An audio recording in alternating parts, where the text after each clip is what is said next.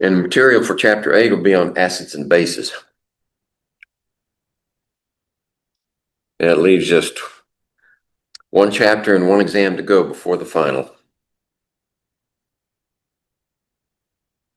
All right.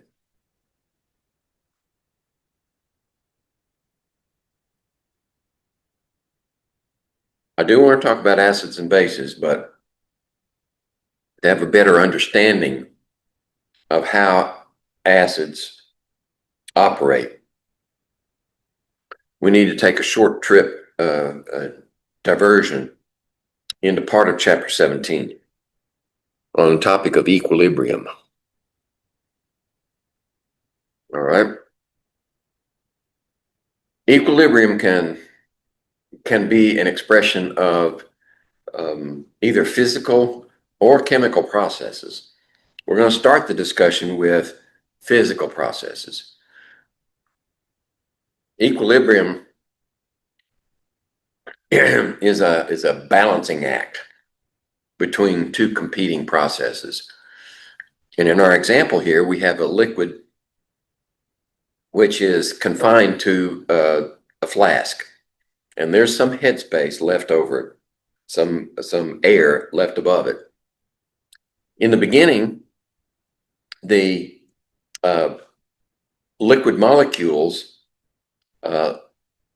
leave the surface of the liquid and become gas phase. And this is a one-way street to begin with. But as we build up more and more gas phase molecules, they start to return. And as they do that, and we build up more and more gas phase molecules, the return rate increases. So we have a rate of evaporation and a rate of condensation. And when those two processes are equal in their rates, both the evaporation and condensation, we have a state called equilibrium. And this is a physical equilibrium. This can happen with any phase change. We could do this with solid liquid. Chemical equilibrium is a situation in which there is an equal rate expression, but it happens within the confines of a chemical reaction. So if we have, say, two reactants, right, and they produce two products, for instance, and we'll have coefficients expressing the balance of the reaction. We could start off with only A and B, but they'll start producing C and D, and as they do, then we can also have a return reaction. We can go back the other direction. Now, it depends on the specifics of the reaction as to what concentrations are required to obtain equal rates. So the rate in this direction then would be equal to the rate in this direction. And once those reaction rates are equal, we have a chemical equilibrium. Now, what does it look like macroscopically? What do we actually see? Well, if we have the equipment to measure the concentrations of A and B and C and D in our reaction mixture, then what we'll see is no change in concentration. Once they reach equilibrium, we'll have exactly the same concentration of A, B, C, and D, and it'll look like they're just sitting there doing nothing. Whereas on the microscopic level, the reaction rate this direction and this direction in reverse are, by comparison, furious activities.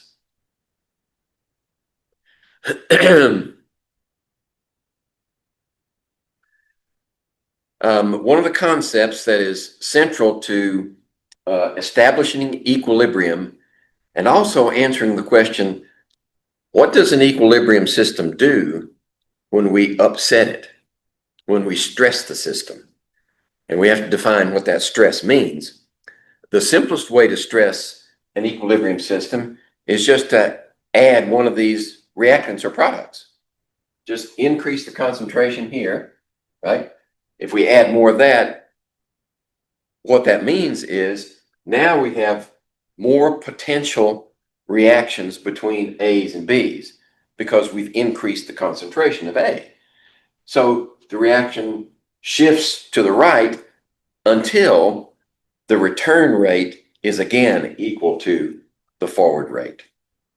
That's essentially Le Chatelier's principle. Now we've stressed the system here by changing the concentration. That's not the only way you can stress a system. Excuse me, here.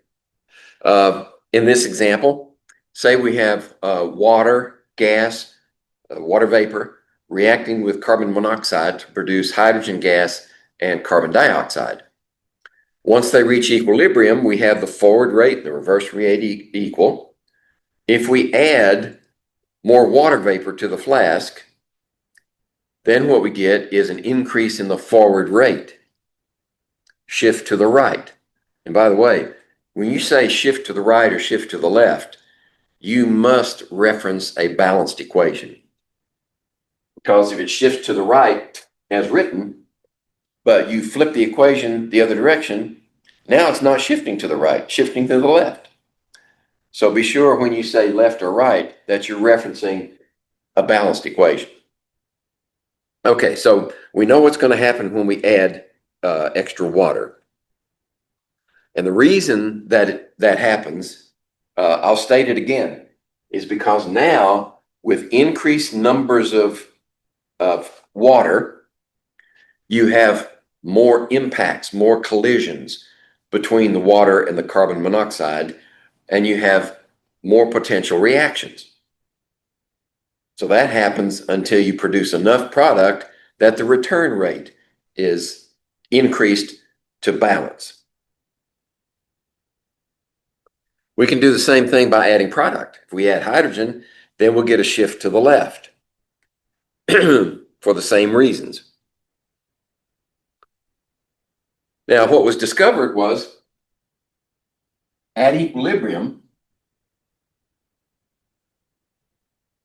if we express the concentrations in molarity, and that's what the square brackets mean, and we express these concentrations in this formula that we call, that is products in the numerator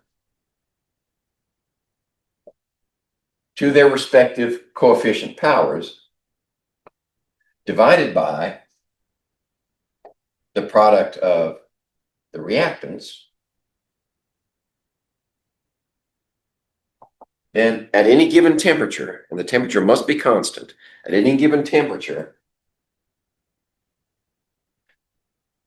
that represents an equilibrium constant. And it doesn't matter what the concentrations are, as long as you're at equilibrium, you can be at any position, concentration differences, as long as you're at equilibrium, then this expression will be a constant at a fixed temperature. All right. The reason we want to become familiar with this procedure for calculating concentration, calculating the constant, is because it has a direct application to how acids behave in aqueous solutions. So here's an example. If we take nitrogen gas and react it with hydrogen gas, this is the Haber process, and make ammonia, then our balanced equation is N2 plus 3H2 yields 2 ammonias. And if we write that expression as we did up here, we get a K value, a constant value at a given temperature. Now, notice something else. These might be in molarity, right? Molarity. But since these coefficients can be anything, sky's the limit, then you could have units of measure for the K of infinite possibilities. And that's just too much sugar for a dime, as we used to say in the South. It's just too difficult to follow the concentration. So K values typically don't have units assigned to them. You just have to be very careful when you do set up this problem and do the calculations. And if you are careful, then when you solve the problem for any of its unknowns, then you'll come out with the correct units of measure.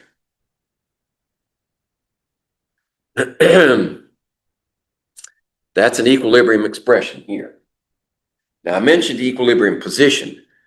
The equilibrium position is a slightly different concept because the equilibrium position can be any concentrations at equilibrium. So we could have very high amounts here, very high amounts here, or we could have very low amount here and very low amounts here. And when you do the calculations, you get the same K. But the equilibrium is at a different position. It's a difference in concentrations.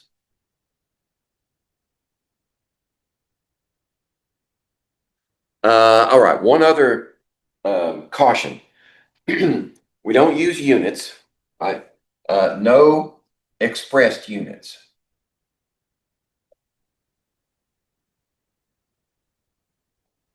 Plus, if there are any solids in this mixture, in this reaction arrangement, any solids, they're not put in the expression because solids don't change concentration as the reaction proceeds. Or pure liquids, they don't go in there either. So what would go in here? Well, gases would go in here, and anything in aqueous solution would also go in there. All right. So in this expression of the acid ionization of acetic acid, we get acetic acid produces one hydrogen. Notice that the formula starts with a hydrogen. So that one hydrogen is the only one that comes off the molecule.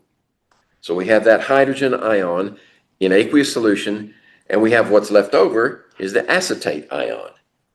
So that is an acid ionization equation. And if we write the equilibrium expression for that equation, we would put on top products, hydrogen ions, concentration, and its coefficient is 1. And then we would have C2H3O2. Its coefficient is also 1. And then we would have the reactant.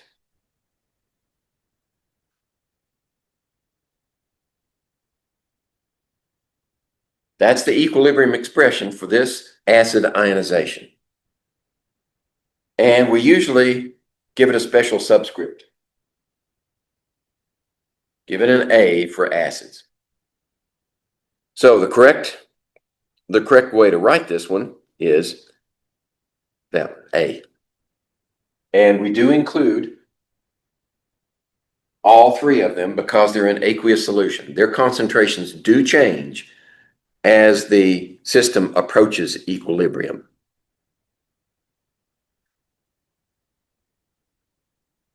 Okay, let's take another example, just to be sure we understand what's going on here.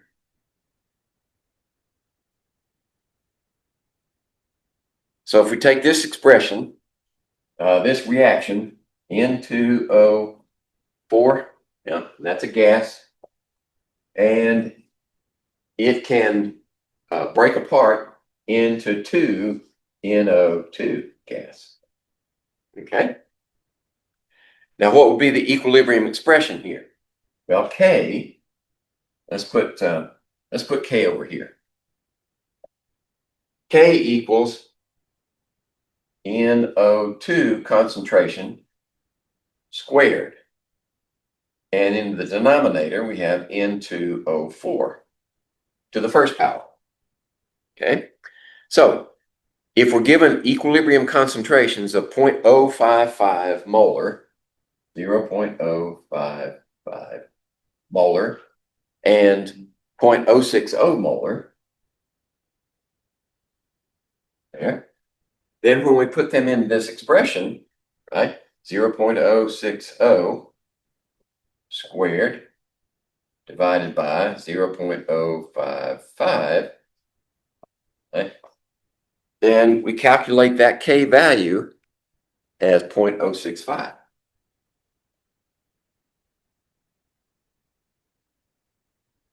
Do better than that. There we go. Okay, so at this given temperature, this expression is always a constant. That value is always a constant for this reaction at a given temperature. So if we know this value and we know either one of these at equilibrium, we can calculate the other one, right? Because then we'd only have one unknown. All right.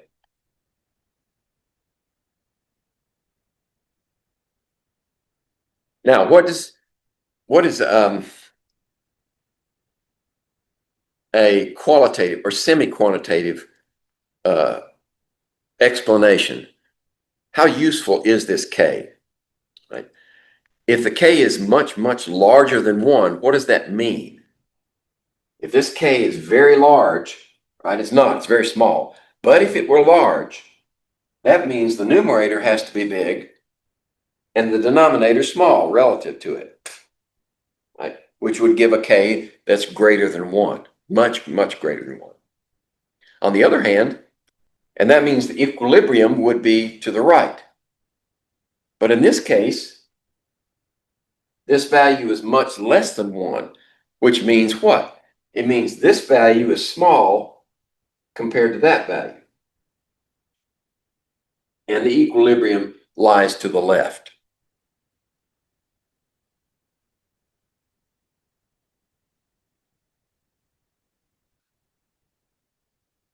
I already mentioned that one. It's just like any algebraic expression. If you have one unknown and you have values for the other variables, you can always solve it for the one unknown. If the equilibrium lies to the right, the value of K should be large, greater than 1. If the equilibrium lies to the left, it should be much less than 1. Okay, now that was chapter 17. We're going to go back into chapter 16 and talk about acids and bases. Now that we understand what equilibrium means.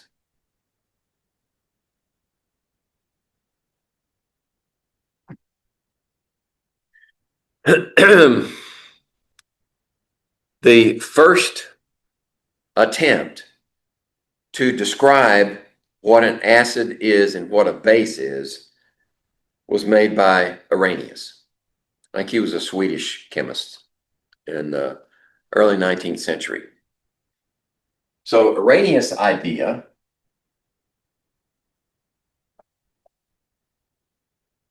and his model is that an acid is anything that can produce hydrogen ions in solution from its molecule. So our generic would be something like this. Right?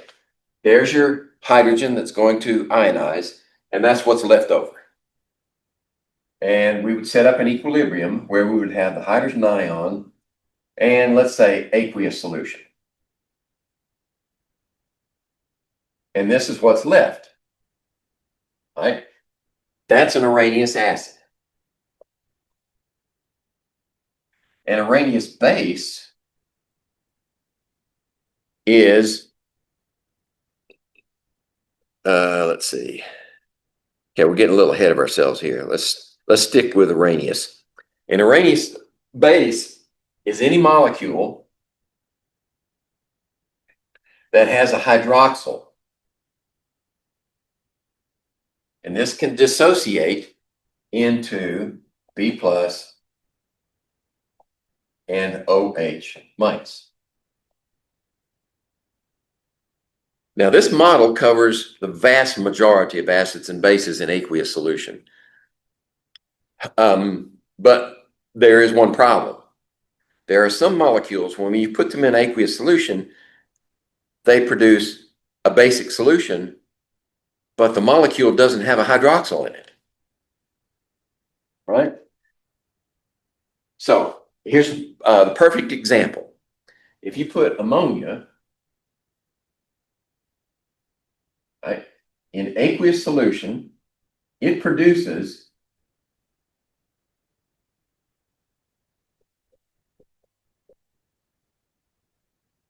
those two ions. So it is basic. It does produce hydroxyls, but where'd they come from? What we had to understand was that in aqueous solution, ammonia is a reactant, but the water molecule is a reactant also. So this ammonia molecule reacts with water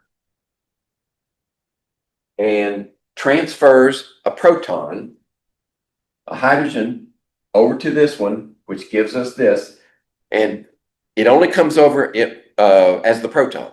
It doesn't bring the electron with it, leaves the electron behind, which gives you the hydroxyl. Right? If you take a hydrogen away from water, you get a hydroxyl.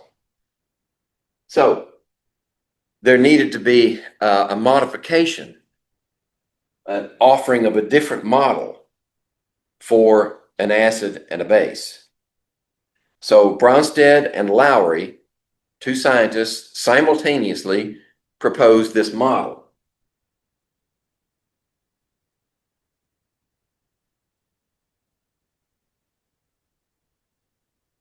So the Bronsted-Lowry model says that any acid is a proton donor.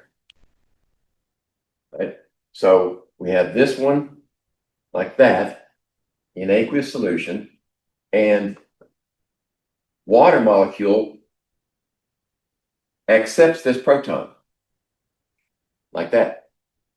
Okay? So what does that leave us? That leaves us with this ion plus this polyatomic ion. This is called the hydronium.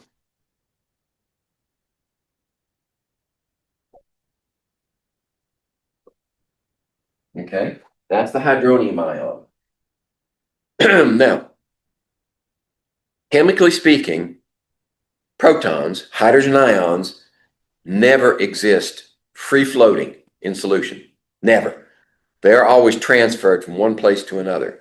So this proton starts to break this bond and starts to form the bond at the same time with water.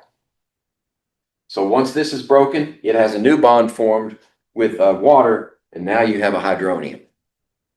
That's the way hydrogens work in solution. So this is an acid.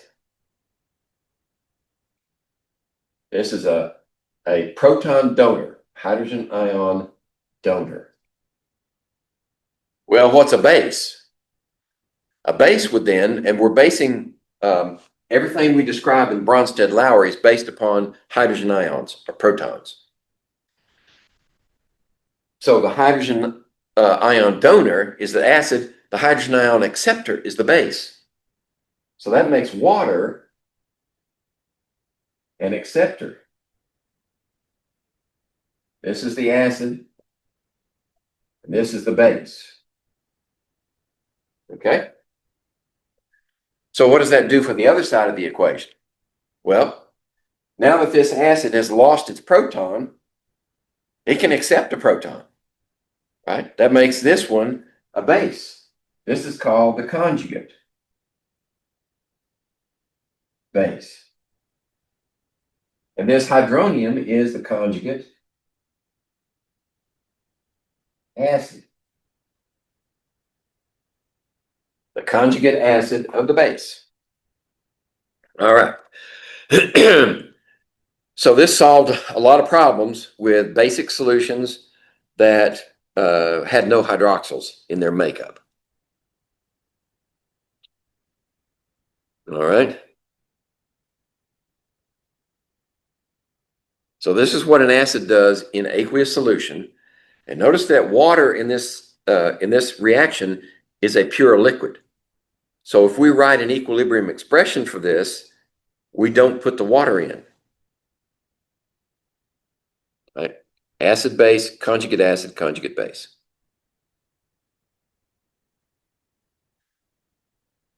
All right. So this is an idea of what's happening as we transfer a hydrogen from an acid to a base.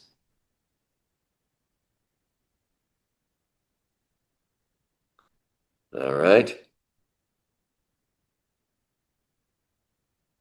So what do we mean by a conjugate acid-base pair?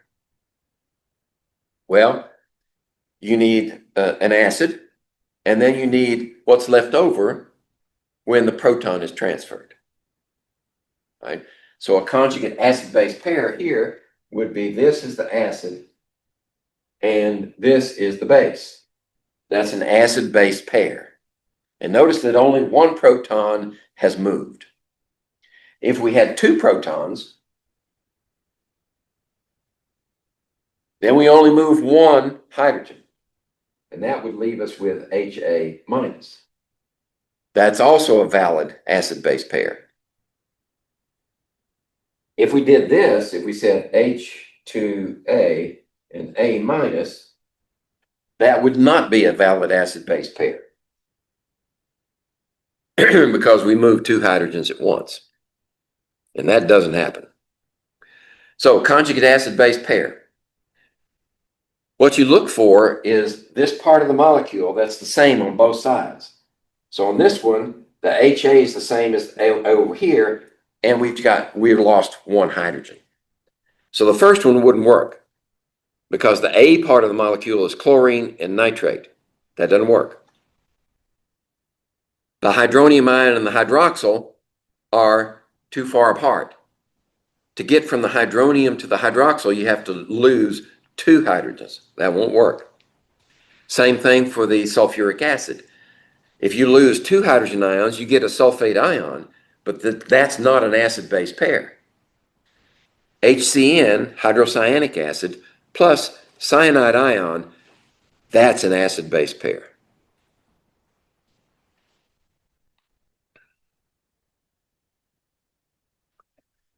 Now, when we talk about strong versus weak, according to the OSHA, Occupational Safety and Health Administration, and EPA, I think, is in with there. They describe corrosive materials, acid or base, as a pH of less than, let's see, a pH of, well, we haven't got to pH yet. Let's just say there's a difference between the description of possible tissue damage and what we actually mean in chemical terms as strong versus weak. Right? They can cause damage to your tissue, but it may be a weak acid. Right? So there's a difference in interpretation there. In chemical terms, a strong acid is an acid that completely ionizes in solution, completely dissociates. So if we wrote this one, right, in aqueous solution, what would it do? It would produce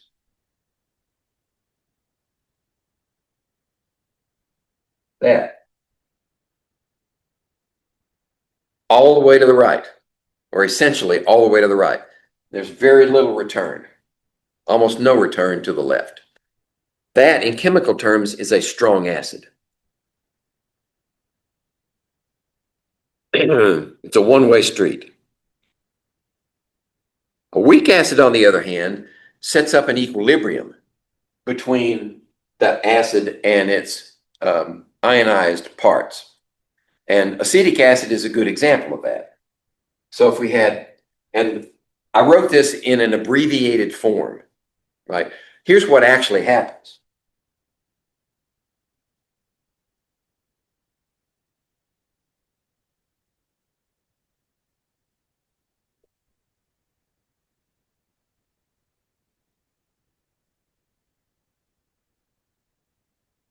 This one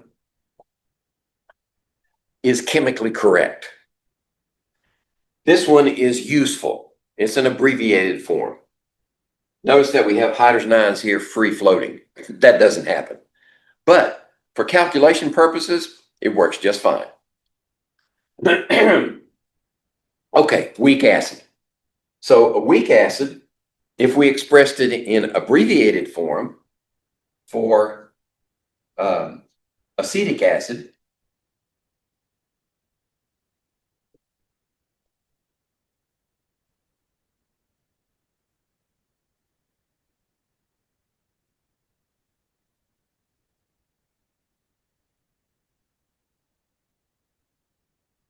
right? For a weak acid, you get some dissociations or ionizations. Most of it is still here, right? So we set up an equilibrium between the two. That's a chemical definition of a weak acid. Most of the acid molecule remains intact, right? So it's essentially to the left. And this is the artist, the publisher's idea of a explanation, right? Before and after. So before you have the HA, after for strong acids you have nothing but H plus and A minus, or hydronium and A minus. And for weak acids, you have essentially all of the undissociated acid, plus a little bit of hydrogen ions and conjugate base.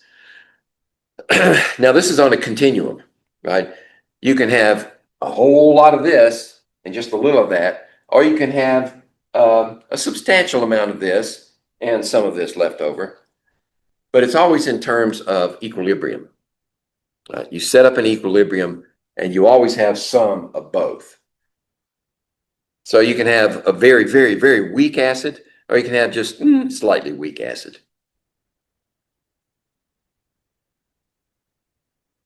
Okay. Now, here's another concept. When you have a strong acid, right, it dissociates essentially completely to the right. This strong acid means it gives up its proton readily. Well, what happens when you get the conjugate base? Well, that conjugate base is what used to be over here. And it didn't want the proton in the first place. So this strong acid produces a weak conjugate base. When we say a weak base, we're saying a molecule that essentially doesn't want protons. It doesn't want a hydrogen ion pickup. Right? So if this is strong, this is going to be weak. So if this is weak, this is going to be strong. Okay? Strong acids produce weak conjugate bases. Weak acids produce strong conjugate bases. So if we were to put this into solution as is, without the hydrogen ion, we put the acetate ion, say sodium acetate would be our carrier. And we would put that in solution, what's it going to do? It's a strong base. It's going to strip hydrogen ions off of water molecules, right? So when it does that, what does that do? Well, if it picks up hydrogen ions from a water molecule, what's left behind? Hydroxyls. That means if you add this to solution as the ion, then you're going to produce a basic solution. Because this is going to produce this acid by way of stripping hydrogens from the water molecule, leaving hydroxyls behind, and that's a basic solution.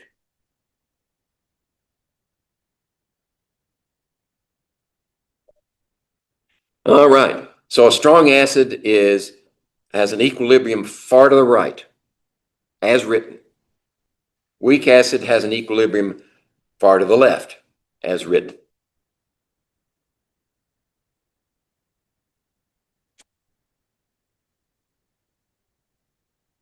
Okay, So these are some common strong acids: sulfuric acid, hydrochloric acid, nitric acid, and these all have to be in aqueous solution before we can call them acids, right? Remember from our nomenclature chapter. If HCl were a gas, then we would call it hydrogen chloride, right? But you put it in aqueous solution, now it's hydrochloric acid. Okay.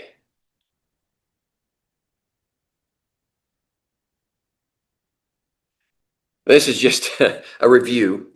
We don't call HNO3 hydro because it's got oxygen in it. That was the rule. We call it nitric acid, period. One other concept. Let me see if I got a slide on it. I don't want to ruin my own discussion. Okay. So let me just make room here.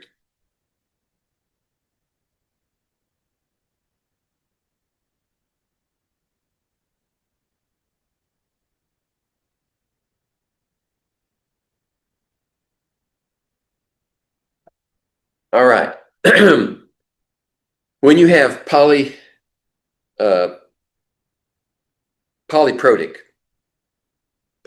acids,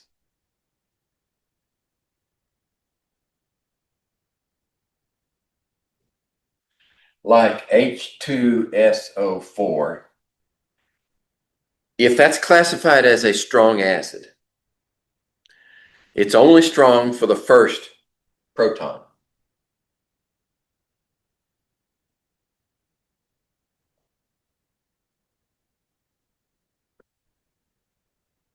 Right? This is strong. Once you get to this state, you can remove another hydrogen, right? It has two available hydrogens. But this one, when it dissociates,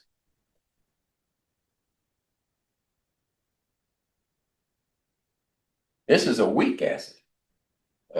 H there.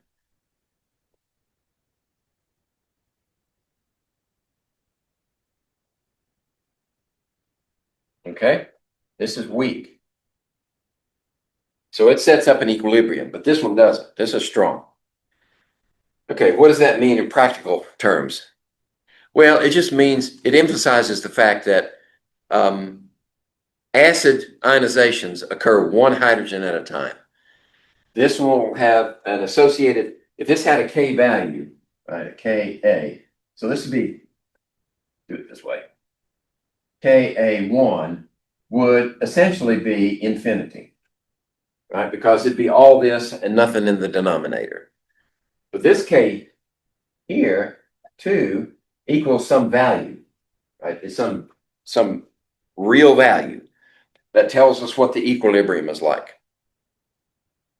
Now, when you need access to both of these protons in a reaction, they're available. It's just that you have to have a reaction which is capable of removing both hydrogens. Okay. Those are strong acids.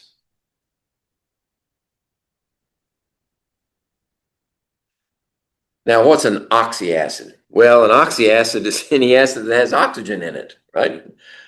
Sulfuric acid, nitric acid, boric acid, H3BO3, that's a weak acid for all three protons.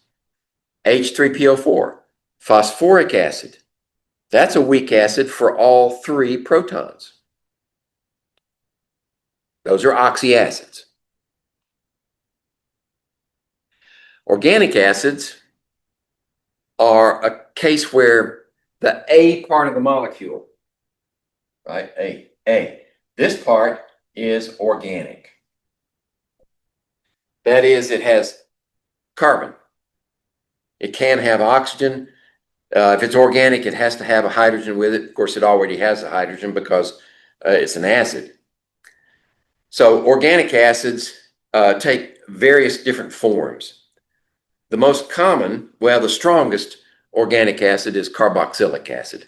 And this group that's shown there with a carbon, a double bonded oxygen, a single oxygen, and a hydrogen, that's the acid group. That's a part of the molecule. Now, our acetic acid, HC2H3O2, that's an organic acid. It's got carbon in it. Sometimes we write it this way, CH3COOH. Or we write it this way, CH3COOH.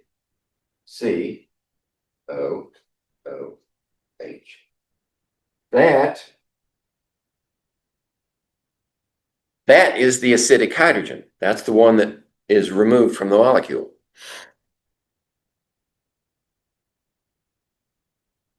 Organic acids are typically weak.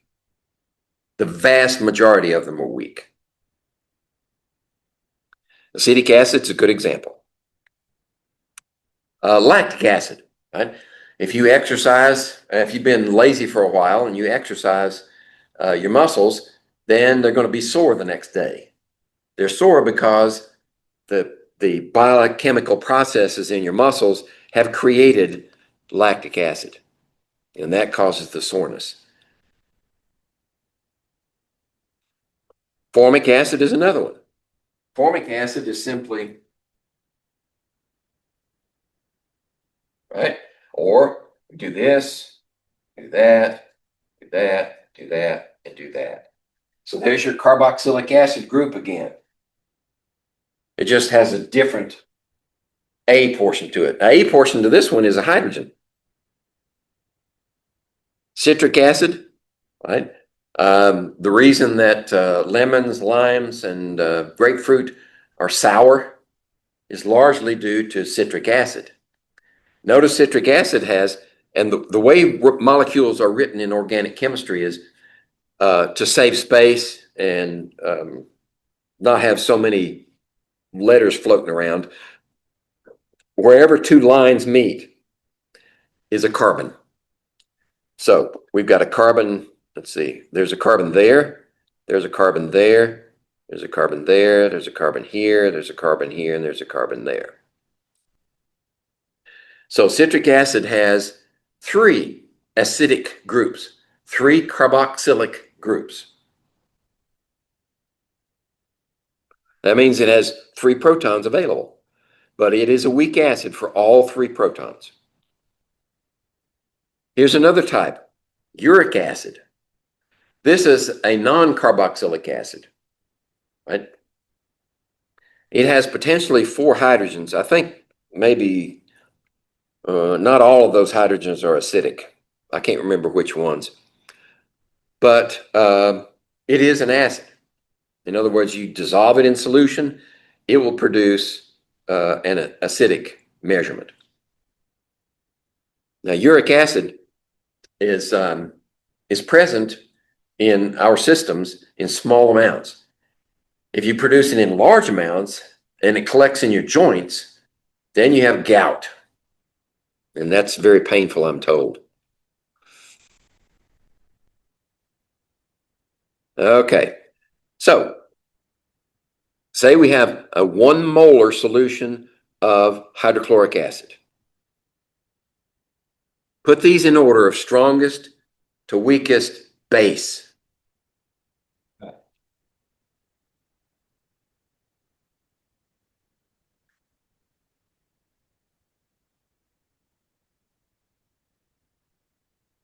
So when we put this in solution, this right there in solution, it produces hydrogen ions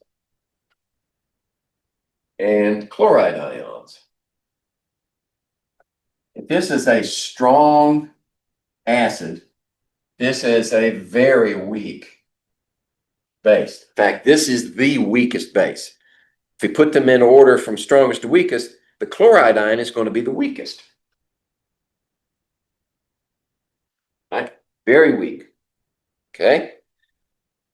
If we say we have a weak acid, right? And we do this, then we have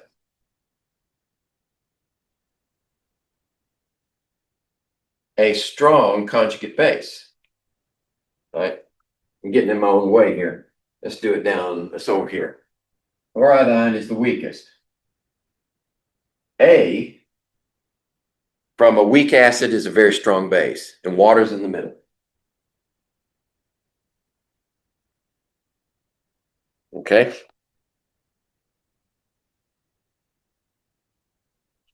Okay, we're running through the steps here that I just gave you. And there's the order. So what does that mean? Well, it means that chloride doesn't want hydrogen ions from anywhere, whereas A minus will take hydrogen ions wherever it can get them. And water is kind of in the middle. You can add a hydrogen ion to water as long as there's enough of them available.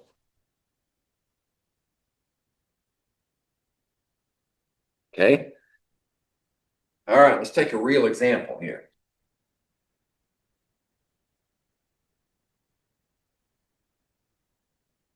So we've got acetic acid and hydrocyanic acid. They're both weak acids. Acetic acid is stronger than HCN. So here's acetic acid in aqueous solution, and it's in equilibrium with, and I'm writing this in the abbreviated form.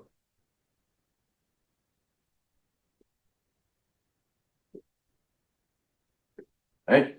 And then we have hydrocyanic acid. It's in equilibrium with one hydrogen ion and the cyanide ion. Okay?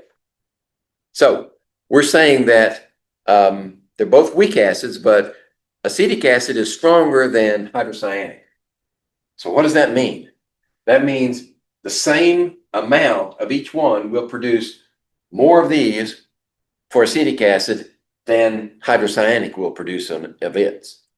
So if we write the K for each one of these, the Ka for this one is going to be some value, Ka.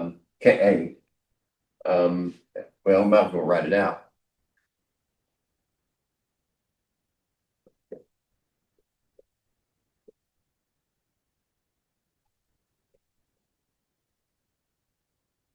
And this one's going to be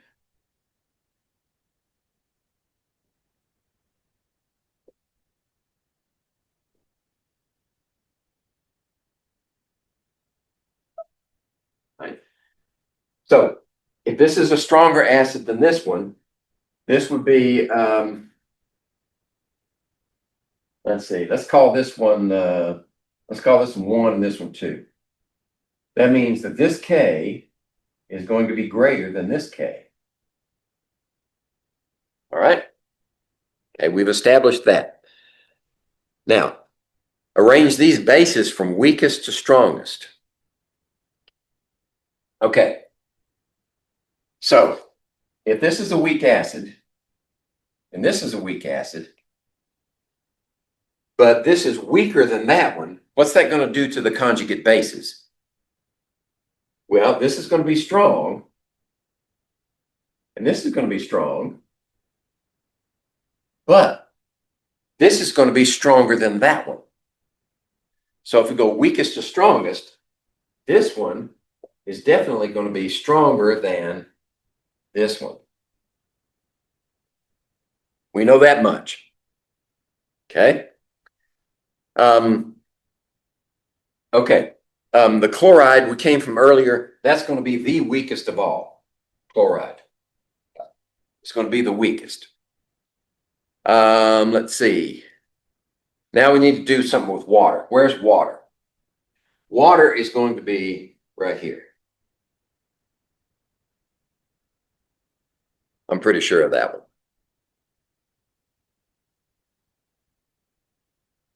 one. Okay. Oh, we're giving you the KW for water. All right, we need to write that one in here. So when water is in pure solution, I'm going to write out the correct equation. Water can react with its neighbor. One of them can be the acid, the other can be the base. If this one donates a proton, then we're going to get this, and we're going to get the hydronium. Okay? So this has a K associated with it. Kw for water. But notice, this is pure liquid, so it's not included. The only thing we have is hydronium times hydroxyl, or hydrogen ions, right, times hydroxyl ions. And that value is 1 times 10 to the minus 14. And that's at 23 degrees Celsius, I think. Well, it says 25. I think it's actually closer to 24. This is just the equilibrium constant for water as an acid.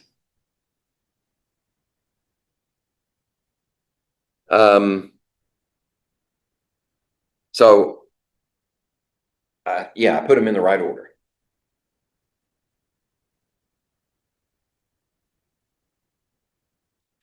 Okay. Since water can react with itself, if we have pure water, then one water molecule can react with the other one. We call that amphoteric or amphiprotic, which ampho means both. So water can behave as an acid or a base. And this is the expression for the K for water. Now, one thing you have to remember is no matter what's going on with strong acids, weak acids in aqueous solution, this one is always happening at the same time.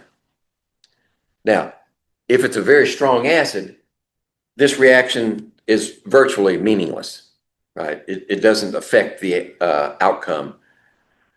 But if you have a very weak acid, it depends on how weak it is.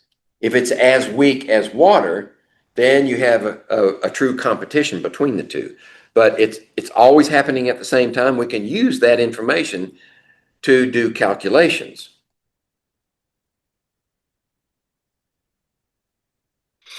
Right? That's another way of saying it.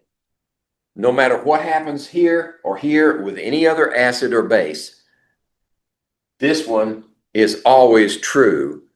Hydrogen ions concentration times hydroxyl ion concentration equals 1 times 10 to the minus 14th.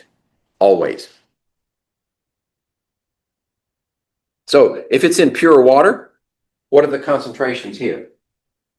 If this is pure water, this has to be 10 to the minus 7th and 10 to the minus 7th, right? Because these came from the same places.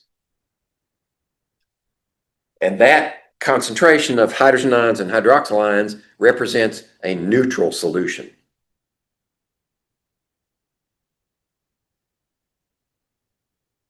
Right? So if they are equal, and they don't have to be, if it's pure water, then that's what they are. But they don't have to be that. If they're equal at any concentration, then we have a neutral solution. If hydrogen ion concentration is greater than hydroxyls, then we have an acidic solution. And if hydrogen ion concentration is less than hydroxyl concentration, we have a basic solution. But in every case, the concentration of hydrogen ions times the concentration of hydroxyls equals 10 to the minus 14.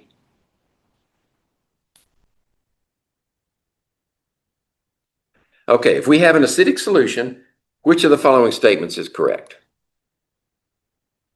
Well, let's see. If we have an acidic solution, hydrogen ions are less than 10 to the minus 7th?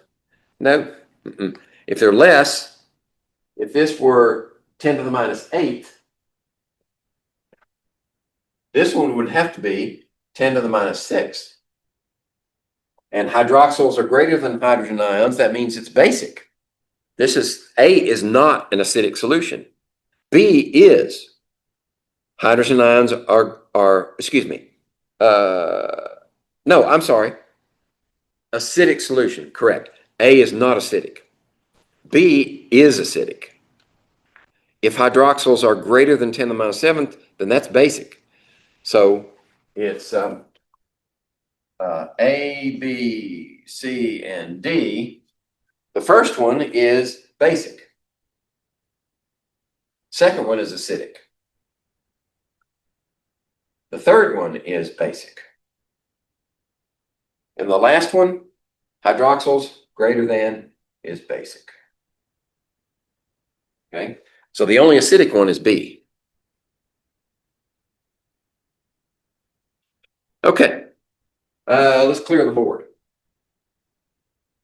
We'll leave this one up here.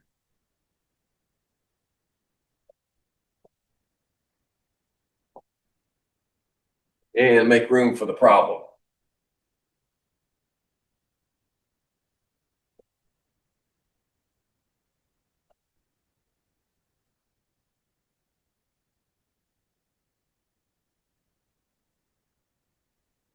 In an aqueous solution in which hydroxyl concentration is 2 times 10 to the minus 10, the hydrogen ion equals something, and the solution is, I assume it's asking for acidic or basic.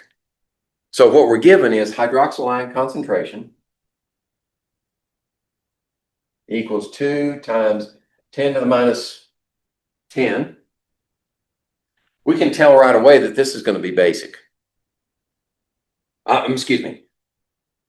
It's going to be acidic. But the hydrogen ion concentration then would be, rearrange this for hydrogens. Right? Hydroxyls, this would be 2 times 10 to the minus 10 molar divided by hydroxyl. Oh, excuse me. That's not right. 1 times 10 to the minus 14 divided by hydroxyls. 2 times 10 to the minus 10. Okay, so what I did was I rearranged this. We already know what that one is, and we know what this one is. This is equal to hydrogen ions times hydroxyl ions. So I rearranged it for hydrogen ions. That means this hydroxyl becomes a divisor. That's why it's written that way. Okay, so let's see if we can do this out of our head. 1 divided by 2 is 0.5. 10 to the minus 10 divided into 10 to the minus 14 is the same as minus 14 plus 10. So that's 10 to the minus 4. All right, so we have 5 times 10 to the minus 5. All right, so that's acidic.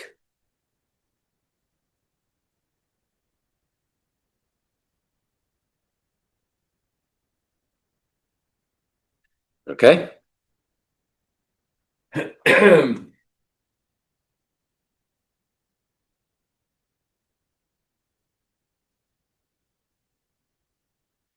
All right. Now let's talk about pH. If you've had a course in biology or anatomy and physiology, you've probably been introduced to the concept of pH. pH is an alternate expression of the acidity or basicity of a solution. And it was proposed by Sorensen at the beginning of the 20th century. He was working at the Carlsberg laboratory in Copenhagen. He wanted to create a reliable method for measuring the acidity and alkalinity of substances without having to deal with scientific notation. That was just too unwieldy. So he decided to do a log transformation. Actually, he was working on brewing beer. Beer brewing is very sensitive to the acidity or the basicity of the solution.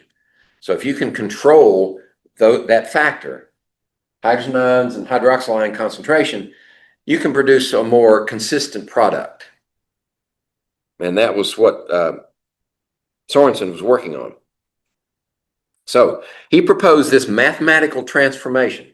He just said pH, small p, capital H. If you write anything else, it's wrong. Capital P, capital H is wrong. Capital P, little h is wrong. Little p, little h is wrong. Little p, capital H is the negative common log, right, base 10 of the hydrogen ion concentration in solution. All right. So what does that do? Well, let's see. I think I may have an example. It produces a number without scientific notation. It's a log transform. All right, so let's take an example. Say, what's the pH at neutrality? Say we have pure water. So we know that the hydrogen ion concentration is going to be 10 to the minus 7th molar. So it's minus log of 10 to the minus 7th molar. Well, remember what logs are. The log of a number is the power of 10 that's equal to that number. So we want the power of 10 that's equal to that number. Well, what's the power of 10 that equals that number is minus 7, right?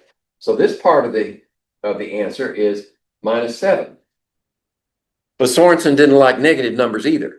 So that's why he stuck this negative out here. So pH is 7. Actually, 7.0.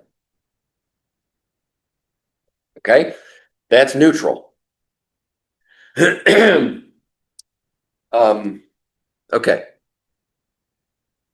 One thing we notice that is as this concentration gets bigger, it's going to be 10 to the minus 6th is larger, 10 to the minus 5th is larger than that, 10 to the minus 4.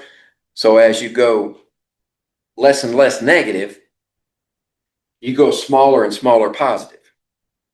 Right? So if we substitute, say, 10 to the minus 4 molar, right? That's a higher concentration than 10 to the minus 7. Then we know it's acidic. And this number then comes out to be 4. So the lower the pH number, the more acidic the solution.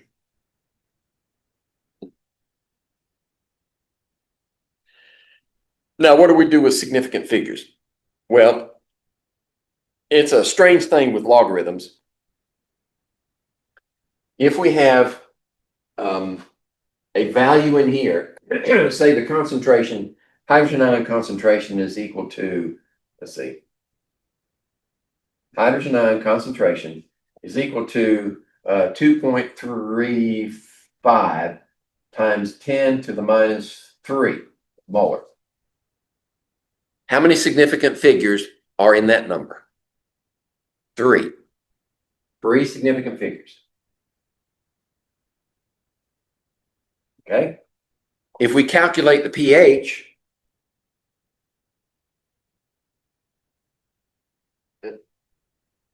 pH of that would be the negative log of that number, 2.35 to the minus 3. And I take the log of that and change the sign. So my calculator says 2.628932. So how many of those can we keep? Well, the nature of logarithms is significant figures in this number translates into the number of decimal points in the logarithm, in the pH. So if this has 3 significant figures, we can call it right there. So since that one is 9, this one will also be 9. So that's the pH for this one. 3 decimal points, 3 significant figures.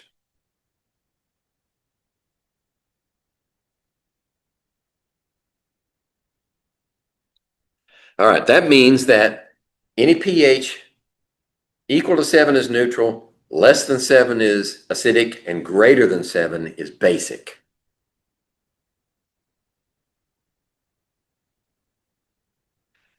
These are some examples of pHs. Stomach acid is usually around 2, unless you eat a lot of tomatoes, right? You eat an Italian meal with tomato sauce, then the pH might drop to 1.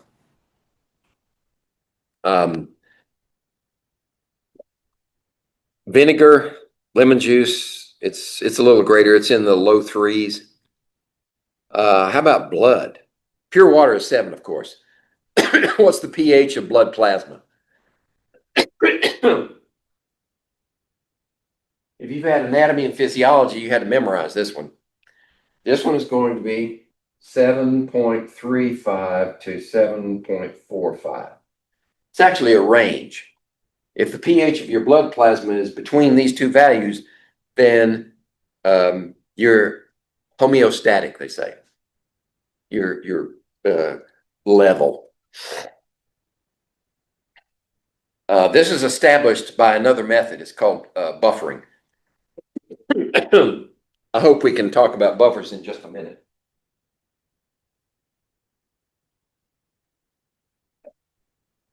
Okay.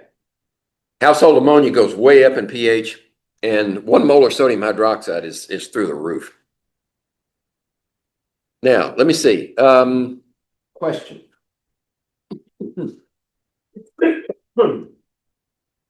Excuse me.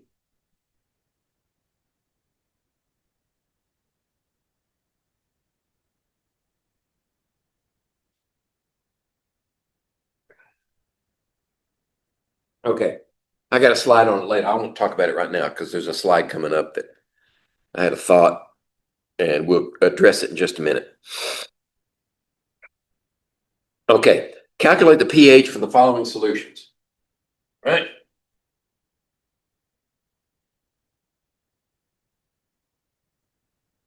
So, if you have a solution where the hydrogen ion concentration is given to you, it's a simple matter. Right? Negative log of 1 times 10 to the minus 4 molar hydrogen ion concentration. Okay.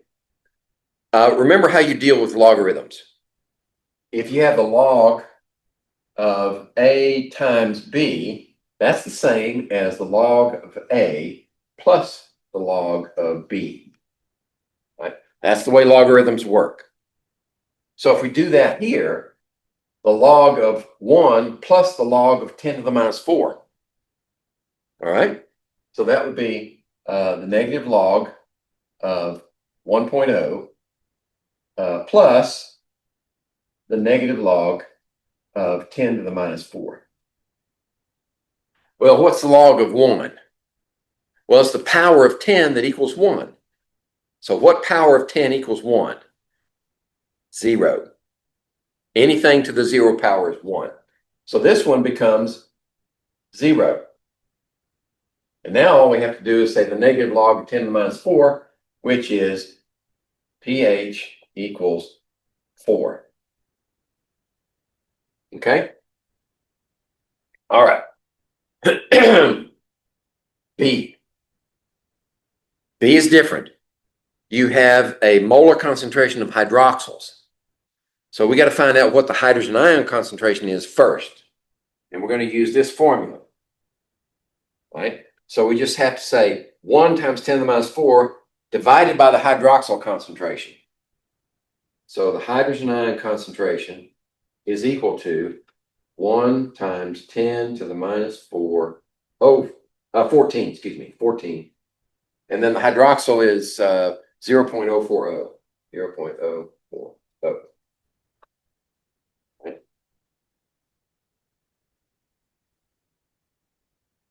And that's 2.5 two significant figures, 2.5 times 10 to the minus 13. Now we can do negative log of 2.5 times 10 to the minus 13 equals what? Just take the log of it, change the sign. So we've got two significant figures, we get two decimal places. 12.60 pH. Okay. First one's easy. It's 4. Actually, it should be 4.0. And this tells us that concentration of hydrogen ions, and then we do the calculation and we get 12.60. Okay? Okay, the pH of a solution is 5.85. What's the hydrogen ion concentration? Maybe you do want to go backwards,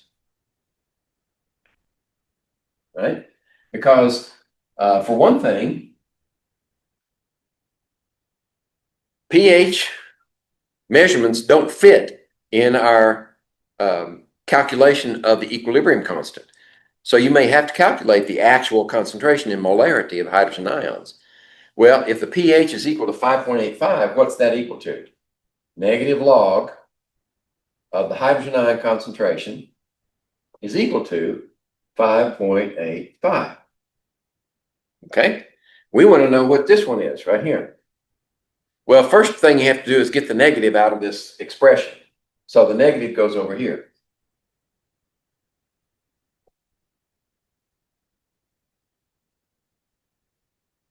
Now we can go back to what a log means.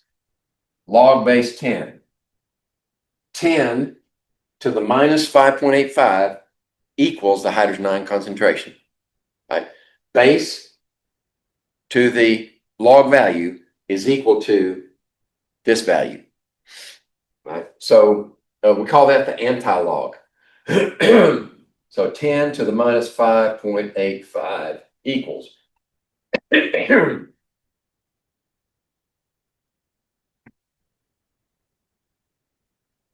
And let's see, we've got two decimal places. We need two significant figures. 1.4 times 10 to the minus 6 molar hydrogen ion concentration. Okay.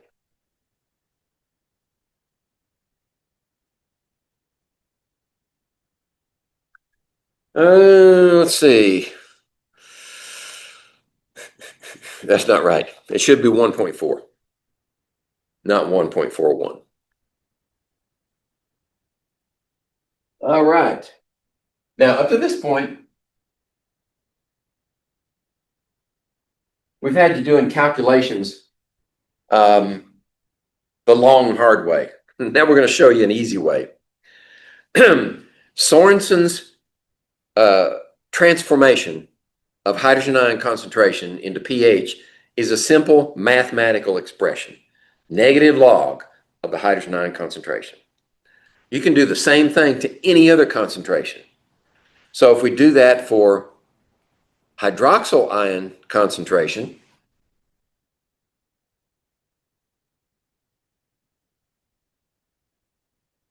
that's equal to POH. Okay? And if we write the expression for KW, KW equals hydrogen ion concentration times hydroxyl ion concentration. That's equal to 1 times 10 to the minus 14. Then we can take the negative log of that entire expression, the whole thing. Negative log of KW equals negative log of hydrogen ion concentration plus the negative log of hydroxyl ion concentration equals the negative log of 1 times 10 to the minus 14. Okay? So negative log of 1 times 10 to the minus 14 is 14.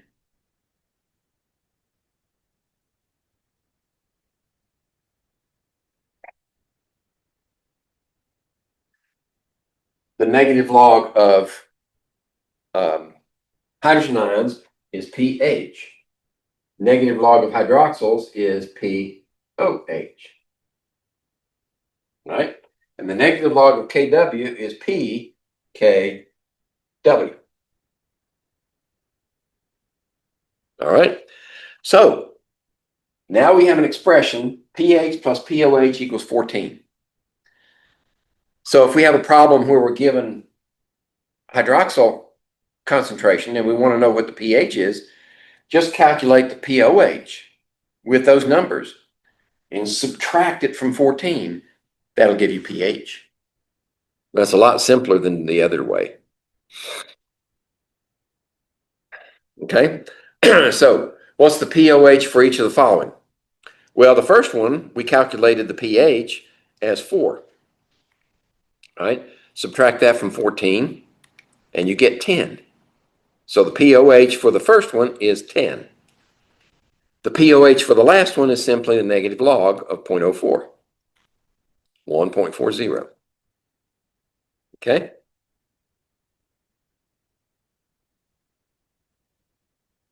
pH of the solution is 5.85. What's the OH concentration? Well, we're going to find out what's pOH, and then we're going to do the anti-log of negative 8.15. 7.08 times 10 to the minus 9th molar. So if the pH of the solution is 5.85, the hydroxyl concentration is 10 to the minus 9th molar.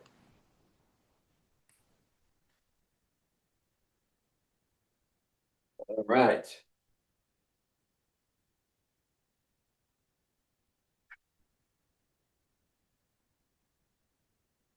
So if you have a strong acid solution,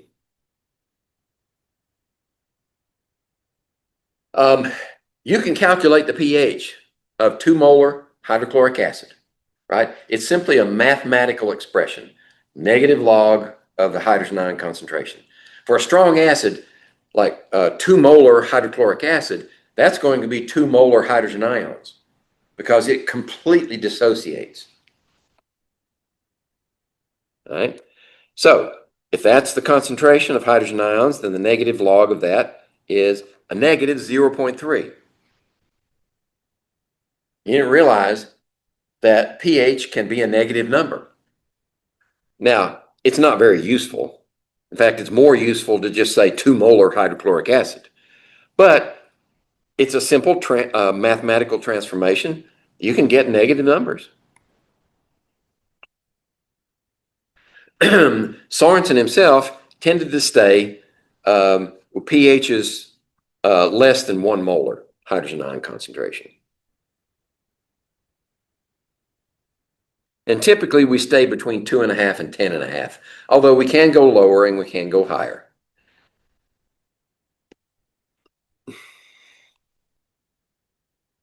Okay, so what's the pH of this solution? If it's 2 times 10 to the minus 3rd molar, it's a simple calculation. pH is 2.70 for that concentration of hydrochloric acid. If we have a pH of this value, right, what would be the solution concentration of hydrochloric acid?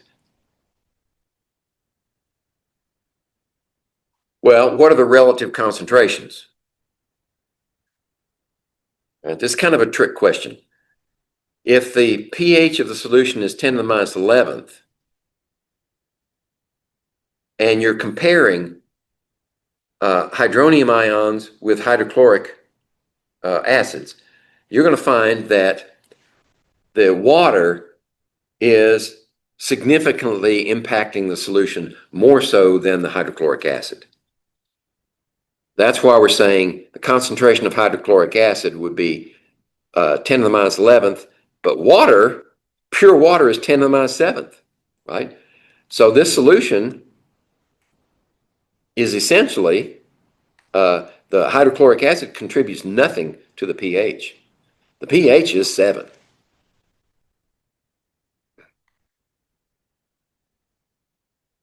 All right. How about nitric? If we have 10 to the minus 2 molar, all right, that is significantly greater than water. Right? Water is 10 to the minus 7th. Nitric is going to produce 10 to the minus 2, so it's significantly greater. It's 5 orders of magnitude greater. Right? Remember, orders of magnitude, powers of 10. 10 to the 5th power. Right? 100,000 times more concentrated. So water will not affect the pH at all. So we do the calculation for the strong acid and found the pH is 1.82. Now, what do we mean by a buffered solution? Well, the term buffer can and has been used for almost anything that tends to remain constant even while being perturbed, right?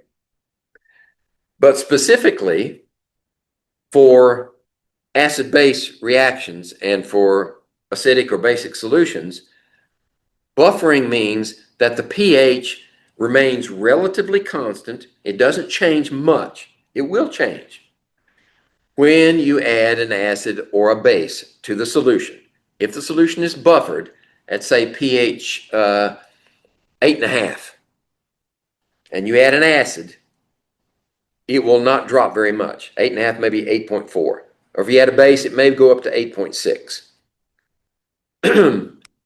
But if you did that, if you added acid or base to pure water, which is not buffered, the pH, when you add acid, it go dive straight down. Add base, it goes straight up. So a buffered solution resists a change in pH when an acid or a base is added. Now, typically, not always, but typically, a buffered solution has some weak acid and its conjugate base. We're going to use acetic acid, for example. So acetic acid would be this HC2H3O2 in aqueous solution. And it's in equilibrium with hydrogen ions and its conjugate base.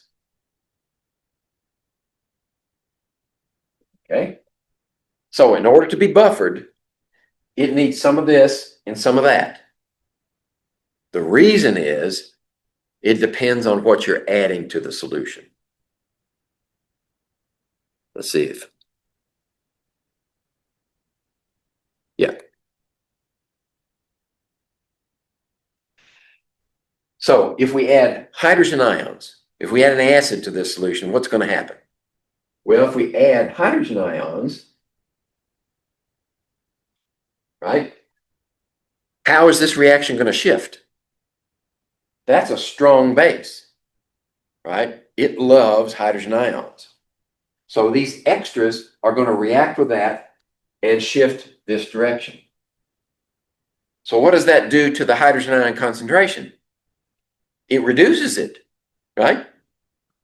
It won't go all the way to where it was, because once we reach equilibrium, and that will occur at a different position, you will still have some extra hydrogens, so the pH will drop a little bit.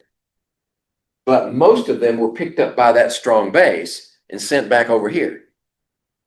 Okay, that's what happens when you add hydrogen ions. What if you add hydroxyls? Well, let me show you what hydroxyl is. If this and this react, what do they produce? They produce that and that. This is a weak acid, that's a weak base. This weak acid produces a strong conjugate base. This is a very, very strong conjugate base. So it's looking for hydrogen ions. In fact, it is stronger than this one.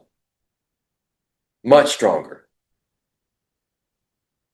So what does it do? It makes water. Okay? That removes some of these hydrogen ions. Which way is the reaction going to shift? If we remove some of those, it shifts this way and it replaces most of them. Not all of them, most of them. So the pH may increase slightly, but it will be relatively stable. All right.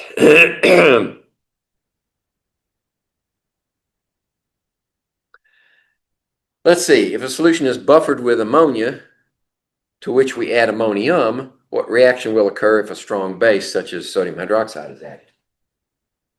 You know, these reactions can be interpreted in two different ways. If we add a strong base, well, I don't want to confuse things. So let's just take it as is, the way I gave it to you. Now, if we've got a buffered solution where we have ammonia in aqueous solution, right? We're going to add water to it. All right, there's your reaction. And it produces ammonium plus hydroxyls. Okay. Now, if we form a buffer by putting some ammonia together with some ammonium, right? Ammonium chloride. Ammonium chloride completely dissolves and produces ammonium and chloride ions. Chloride is a spectator. It will not participate in this reaction. But ammonium in this form now is here and ammonia is here. So we got some of each. All right. What reaction will occur if a strong base, such as sodium hydroxide, is added? Well, if we add sodium hydroxide, where is it coming into this reaction? We call it the common ion effect. The ion that's being added, sodium is a spectator again, we're adding hydroxyls. Right? So if we're adding hydroxyls, this reaction now is going to shift to the left. And that will reduce the hydroxyl concentration. It will also reduce the ammonium concentration, but by so doing, it will stabilize the pH. The pH will become slightly basic, more basic, but not as basic as it would if you put hydroxyl into pure water.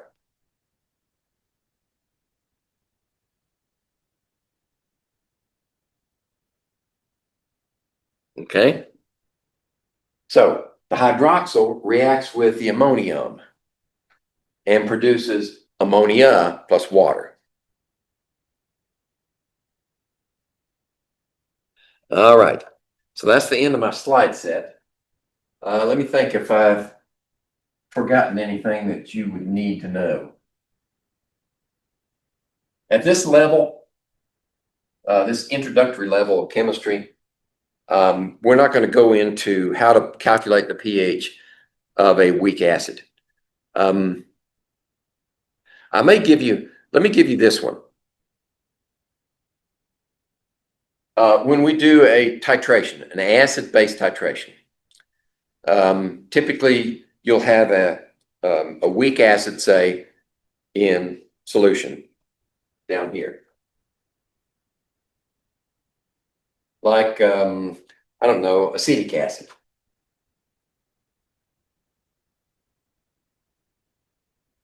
Of a given concentration. And you'll stir it continuously.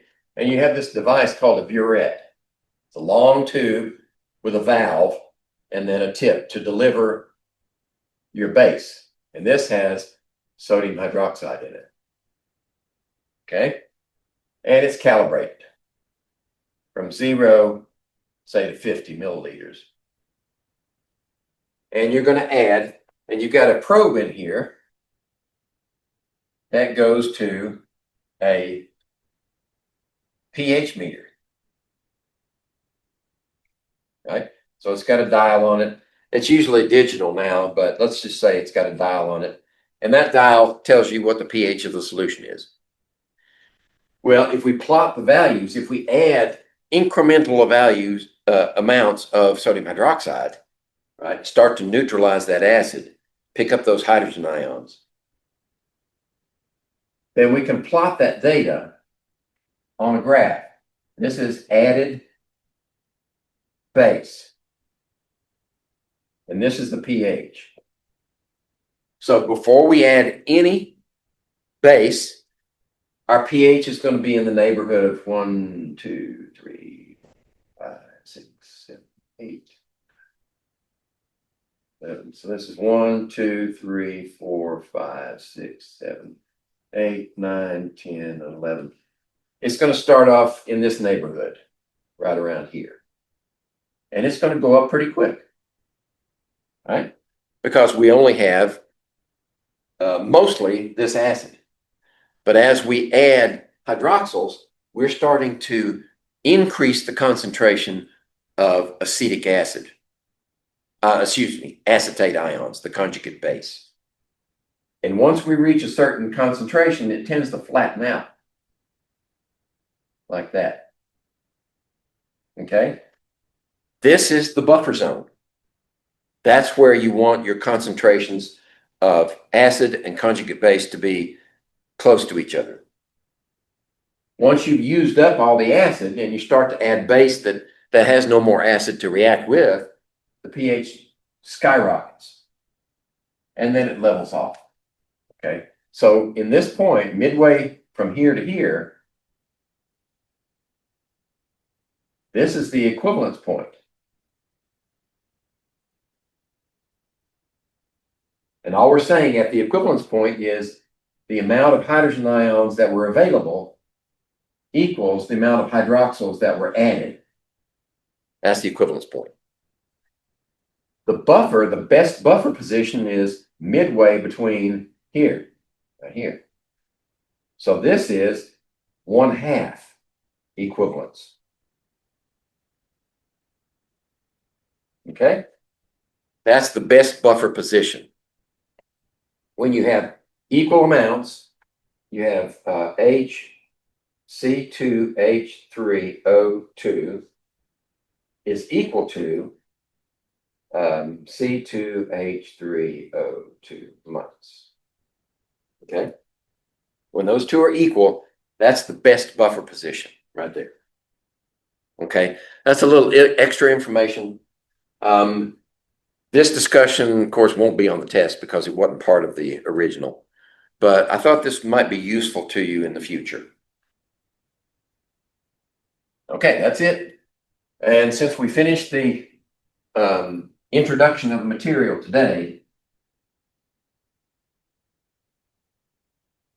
and this is Tuesday, on Thursday, I'm going to start the review and probably finish the review on Thursday. So the following Tuesday would be a buffer day, and I'll just zoom into the class and you can ask questions if you have them a week from today. Let's see if I got that right. Let me check my schedule here. 14. Yes. So the exam on this material will be on the 23rd. At the 23rd of April. And after that, we'll have one more chapter. So we're done for today, though.